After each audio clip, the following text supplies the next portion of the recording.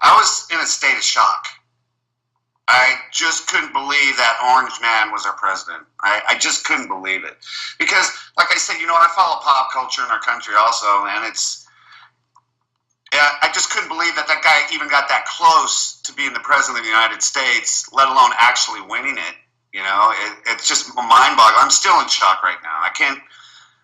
The only thing that gives me pleasure right now is that there are millions of people marching the streets in the United States at this very moment. Oh, around the world, actually. Protesting and letting their voices be heard. That gives me hope. I don't know if you know this, but Memphis leads in the top 5 in the all crime categories. So the public school systems here are set up just basically to babysit the kids, right? Mm-hmm. Just to keep them occupied. Also, I find that this generation, the millennials nowadays, don't put too much of an emphasis on education. Like, being smart isn't real cool. And I see that a lot here in this town. Being smart is just not cool. If you've been to prison, that gives you a reputation, gives you a street rep. And I think that's rampant here in this city. I don't know about I've lived in other cities, but it's a little more out in the open and rampant here in Memphis, I believe. I really don't have much hope right at this moment.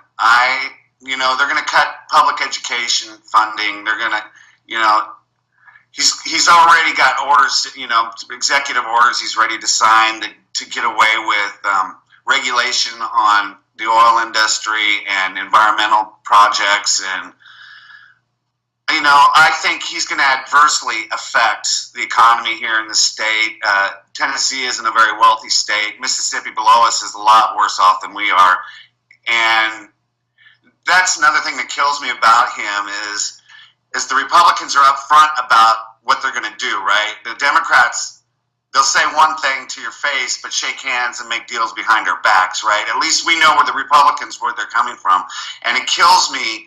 That's one thing in education is a problem, is that people in this state and in Arkansas and Mississippi, they vote against their better interests, right? People that need help, need assistance, they vote for the people that won't give that to them because they're so, they vote social issues instead of economic issues, right?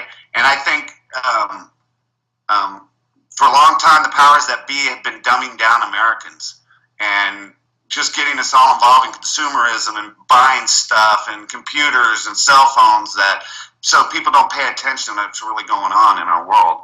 And Trump being elected president is, it's dumbing down of America. It's worked.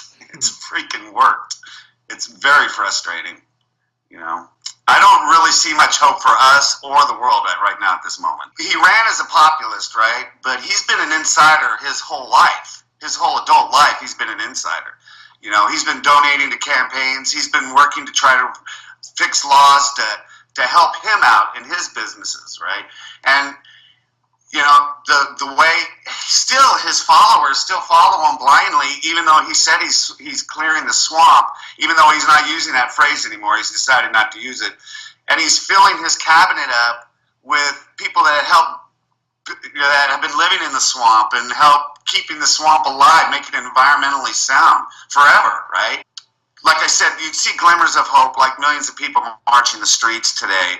And I had hope for Occupy, right? But again, money controls weaponry and controls the police force, controls the military.